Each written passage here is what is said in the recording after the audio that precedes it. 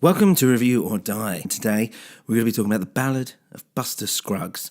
If you don't know what this is, it's on Netflix. It's by the Coen Brothers, and it's basically a series of short films based in the Wild West.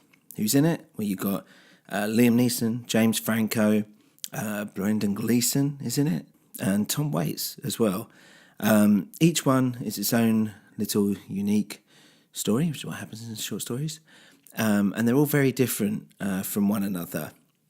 Generally speaking, I absolutely detested this film. And let's see why.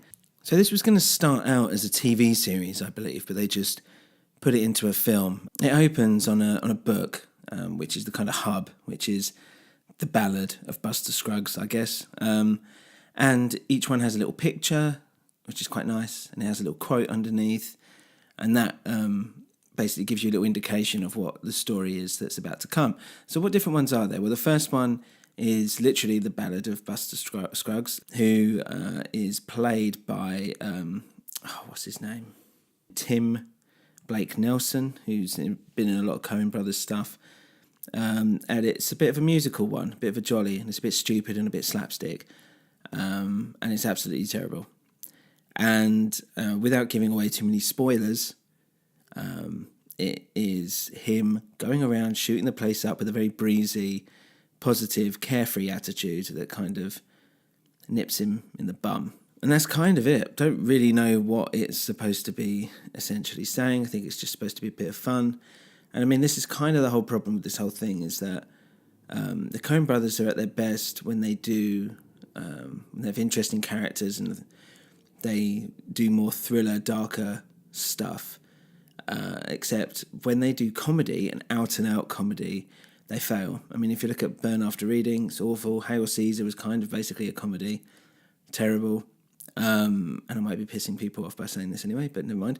But when you think of, like, The Big Lebowski, that is essentially a weird modern-day, well, it's a bit old now, but modern-day noir with hints of comedy. And it's not an out-and-out comedy. It's a kind of crime caper and whodunit mystery thriller, but in a very, very light-hearted tone. And that's why it works. But with this, and especially with the first one, where it's just like, this is funny, and it's like you're just sitting there straight-faced. And even the people who I talk to which say, oh, Coen Brothers, so funny, so funny. I'm just like, well, did you actually laugh out loud? And they're like, well, no, I don't think so. And the reason why they don't laugh out loud is because it's not actually that funny. They feel like it's supposed to be funny, or they feel like it's humorous, and it's smart, but there's no actual clever jokes in there. So the next one is Near Algodones. This is with James Franco. And again, it's kind of played like a bit of a misadventure, series of unfortunate events and incidents. And it's not very good either. It looked like it might be quite good, and they've got the guy who works behind the bank teller, I can't remember his name. He's really good in a lot of stuff. You might have noticed him in Office Space. He was also in Boardwalk Empire. He's done a lot. And James Franco is this cowboy who holds him up, and all the kind of bunch of stuff happens, and that's it, and it kind of ends. And you're like, oh. I don't really know what the story was here, or if anyone learned anything, or what this was supposed to be.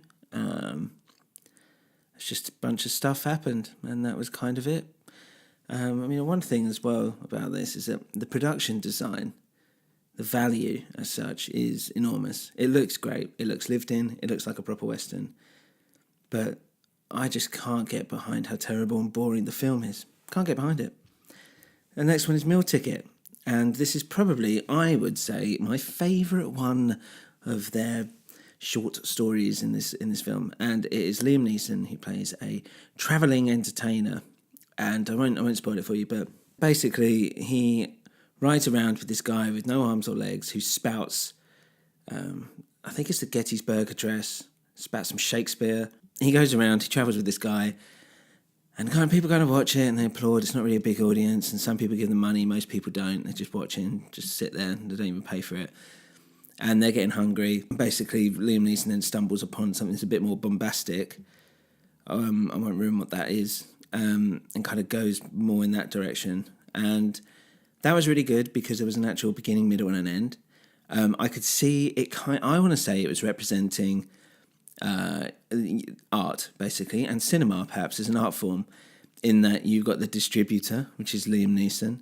You've got the art film, which is the guy quoting Shakespeare, etc., but who can't do anything for himself, which is the problem. So he's fed by the distributor. He has to rely on the distributor to help him live, help him survive. Like the struggling filmmaker, for them to make a living, they have to, be looked after essentially by those big companies. And then even though these are classic works of art, they don't really get the audience going. And what happens is there's a kind of more stupider, silly alternative that people are just throwing money at. And so what does he do? He kind of goes more for that direction, essentially putting aside the art in favour of what's more popular, because they have to live and they have to survive. So maybe it's a representation of culture as such. Maybe it's about the fact that, Netflix funds things like this and the distributors don't. I don't know. But that's kind of what I got out of it anyway. Next one stars Tom Waits, who I'm a big fan of anyway. He's basically looking for gold. Some stuff happens at the end. You're kind of not really sure what he's doing there for a while. And then you kind of understand. And then it kind of, something happens and then it's over. No idea really what I was supposed to get out of it. And then the other favourite of mine was the gal who got rattled, which is Zoe Kazan, who I like a lot. And she basically is on a trip, and her brother has kind of set her up to get married, and he's got all these business deals. It's kind of like a romance / a kind of tragedy about what happens on this trip. And that was good. It had a real beginning, middle, and end. Again, it was interesting characters. I was engrossed in the story, and I wanted to know what happens. So I enjoyed it. I enjoyed that. I can't say that was that bad. And then the last one was The Mortal Remains, which was absolutely dreadful. Basically, a bunch of people travelling on a stagecoach, much like the film Stagecoach. And, I mean, there's no big spoiler here, but pretty much halfway in, they kind of realise where they're actually going. And it's supposed to be a kind of character study, but you don't know these characters well enough, you're not that bothered, and it just doesn't work, and then that's it, it's the end. So overall, I mean, I was quite interested in the gal who got rattled. I thought that was quite good. It's a good short story, and that could have been made a film just by itself, really. You could have put some bits and pieces in there. That could have been quite interesting. Slow, I think it would have been, but still interesting. And then Meal Ticket was a great short story in the perfect sense, in that not much was said. A lot of it was just communicated through looks and, physicality. I don't think Liam Neeson he said more than 5 lines the whole time. And it was interesting to watch. And I'd say that was the best one. So if you're going to watch it, I wouldn't bother with any of the others.